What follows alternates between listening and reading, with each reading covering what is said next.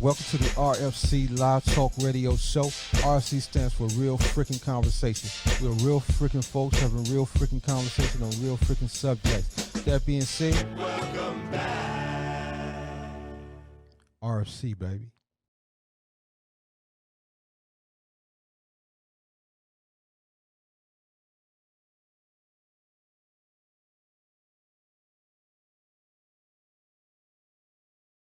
Yo, welcome back to the RFC Live Talk Radio Show. I'm your host, that dude named Chease.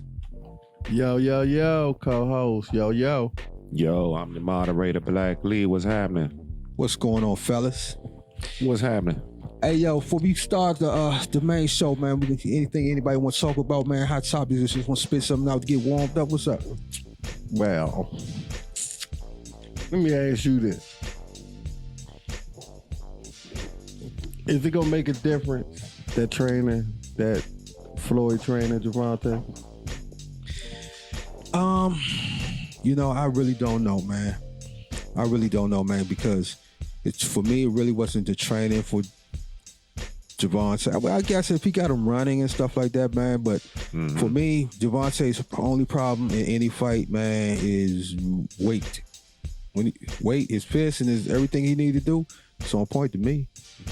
You know what I'm saying? Mm-hmm. What do you think? Man, I just think that if he got Floyd in his corner helping him, it's a plus. You know what I mean? It can't hurt him. It can only help him. Can't be nothing but a plus. Can't be nothing but a plus. It all depends on how he take all that in, man, and roll with it. That boy is going to destroy. What's his name? Leo Santa Cruz. He's going to hurt that boy. But like you said, at the I think it was the ESPYs, boxers, ESPYs. Yeah. You know what I'm saying? They was punching that little bag joint, man. And Leo got some power coming through them joints, man. Yeah. He was hitting like middleweights. You know what I'm saying? I mean, he not a welterweight. He's a lightweight, 140. Mm-hmm. And he hit the bag harder than the welterweights. Wow. You know what I'm saying? What you think, y'all? Yeah, but wow. The way Earl hit it, and I know Earl hit harder than what it showed. You know what I mean? So, like you told me before, them Jones are calibrated. Mm-hmm. But I mean, I think I saw a patented Danny Garcia punch. Say that word again. Patented. Okay. Danny Garcia punch. Mm-hmm. And Danny Garcia hit that bag with what he had in his arsenal to hit that joint with. The bam. And Leo Santa Cruz hit it harder than that. With one punch. What Danny hit that joint with is what he actually gonna hit you with. What he hit you with, yes. Yep. You know what I mean? Yeah. Well, my point is, Leo Santa Cruz hit the bag harder than Danny did. You know what I'm saying? And Danny sized that motherfucker up. He definitely did. Hey, Danny sized that joint up with the bobo. And Santa Cruz ain't even had to hit it twice. Just one time. Everybody else hit that joint twice. Danny ain't even want to hit the bag after that joke. I mean, no, I don't want to hit that bag after Leo. He hit that joint 9. What he hit? He hit like a middleweight. Mm-hmm. Danny hit it, what, twice? And Earl shit was, everybody else hit it twice. And Earl shit was at 8 something. And Danny shit was at 9 something. Yeah. But Leo, little ass, hit like bricks. He hit like a motherfucker. And man. he a volume puncher though. And he punched through the bag. But his chin though. Did he hit that joint with a straight? He hit that joint with a straight punch, didn't he?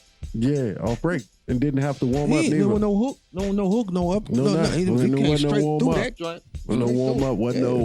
Let me get my shit ready. But I'm saying, he ain't like everybody else was throwing a hook. Yeah, he went straight through that joint. But you know what? That chin has to be match the power, because Tank, every fight is a sparring session. Right. Mm-hmm. And you can literally see that. Right. You know what I mean? And he taking this so serious now. I'm really interested in seeing, with is he gonna come out and start showing his skills now? Okay, yeah. Instead of treating every job like a sparring session. He been doing good, of course.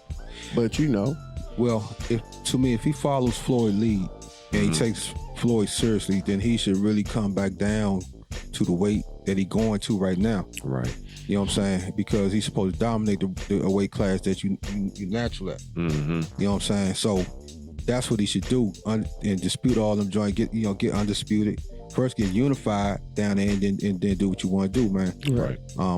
But all this talk of keep jumping up and down, man. You know what I'm saying? His boy did that, man. His boy named Adrian Broner, man. Up and down, up and down. You don't want to do that. That's not even good for your body anyway, man. Keep on going up and down like that. Conquer and divide, man. Divide and conquer, I meant to say. You know what I'm saying? Conquer and divide and conquer. Get what you're supposed to get. Right. Move on. Move on. You know what I'm saying? But you got to dare to be great. You got to dare to be great. Yeah, dare to be great means go that way. Don't come back down this way. That's dare to be great. You can't be sideways. I think if you go to 140 and then you drop back down to 130, not that he did that, but I'm saying that's there to be great too, because 10 pounds a lot of, because you're really showing people that you can regulate your weight, right? Mm-hmm. If you could do that, you could regulate your rate, right? Yeah. Your weight, right? Mm-hmm. What do you think? In my opinion, I understand that dare to be great going up and down, but for me, if I'm in this weight class, this lower weight class, to be great, I'm gonna clean this joint out. I'm gonna get all the belts I can. In that weight class. I'm saying? Yeah, all the belts. If I don't get all 4, I'm gonna try to get 3. Then I'm gonna move up. But if I move up, I gotta capture and clean that weight class out. Oh yeah. Then I'm gonna be great if I come back down. Right. And get all them joints all over again. You know what you would be?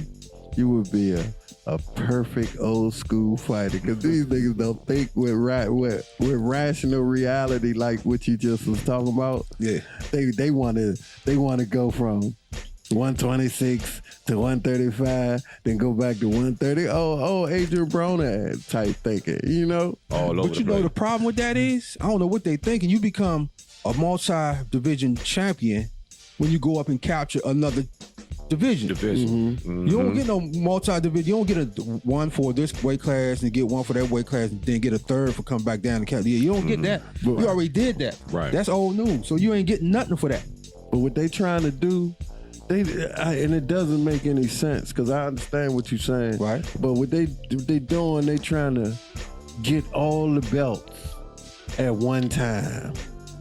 You feel me? I'm gonna fight at 130, get the belt. So go to 135. Let me make sure. I think I know what you're saying. You're saying they're not surrendering the belt. They're gonna move up and down and hold on to the belt. Right. Multi-division champion at the same time. Right.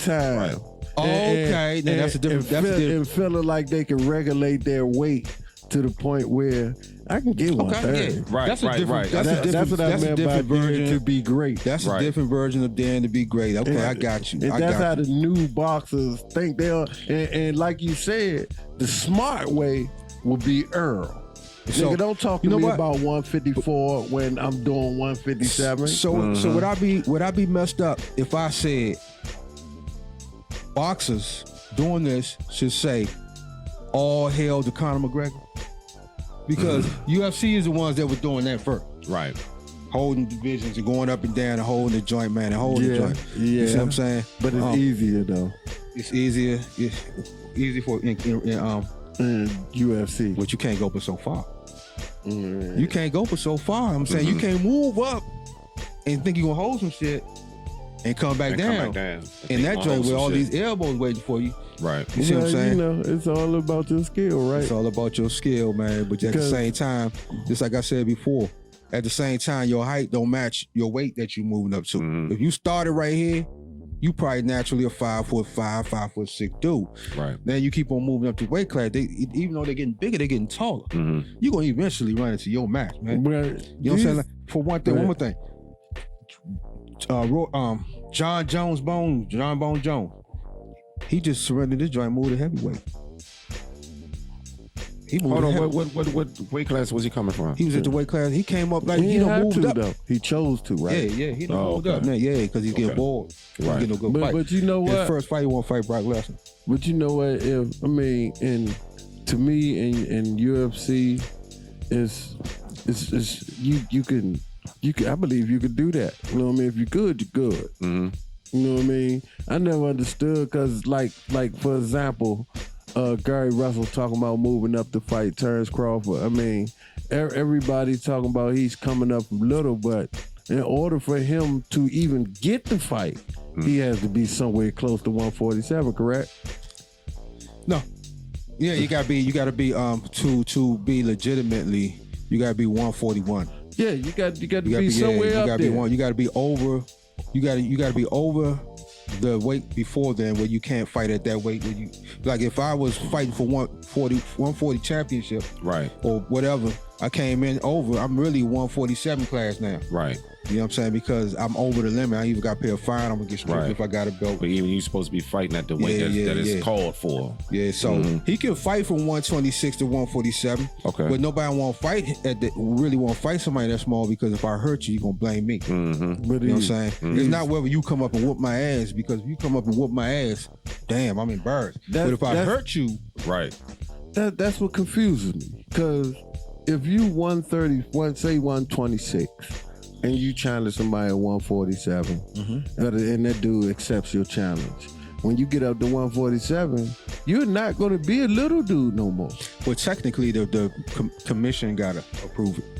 The boxing commission of that state got to sanction that fight. You know what I'm saying? Most likely, they're not going to sanction that fight because he's too small. He will actually have to gain some weight.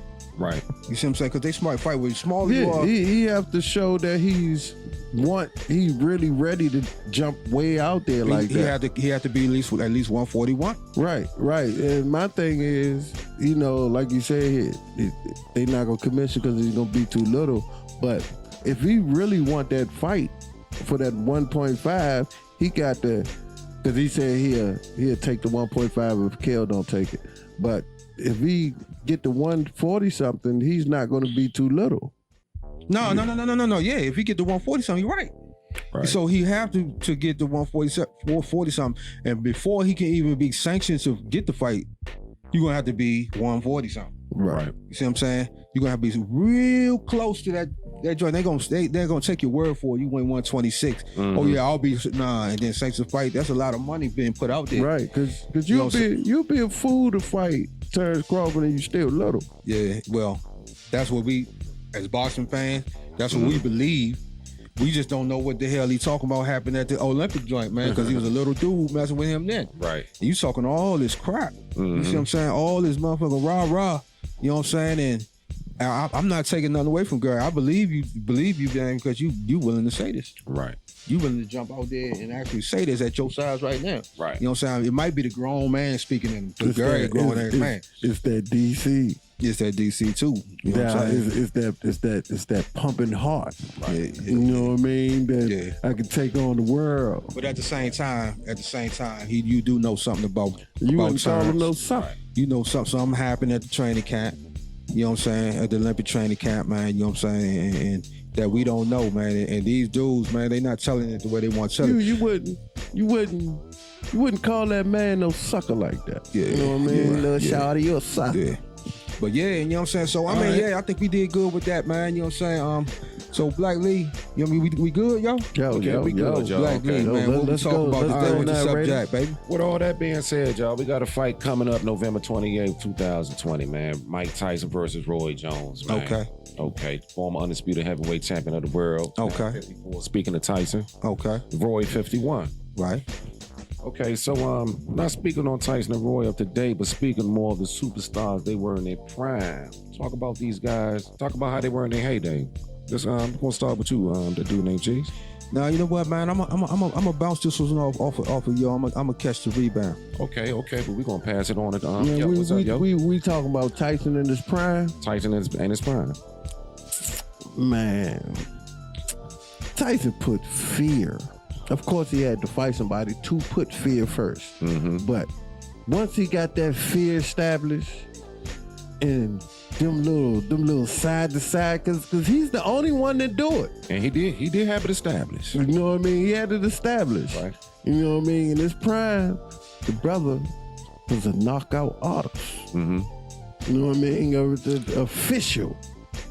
You know what I mean? And at 54, I believe he's still a knockout artist official. Mm-hmm. Now, okay, let's go. So what you think about that? A dude named Chease? Okay, so yeah, so What you got to speak on about that there? all right, so man, this dude, man, he became a superstar at a young age, man. Was he like 19, 20? Right. You know what I'm saying? And you know, he was under a Don King. You know, Don King had a way of making stars, man. You know what I'm saying? You know what I'm saying? I think it was a route of fighting bombs, but you know what I'm saying? But he worked his way up to be undisputed, man. So that means he went through from the bum through the best. And Cuss had a lot to do with that too. Custom model, yeah. Speaking of custom model, Isn't y'all that how it who all go? don't know. Yeah. Isn't that how it go for everybody though? From bums to best.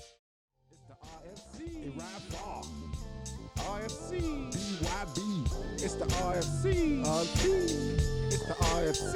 It's RFC. Real freaking conversations. Real freaking conversations. Real freaking conversations. Real freaking conversations. You know what I'm talking about? Welcome to RFC Live Talk Radio. You know what I'm talking about?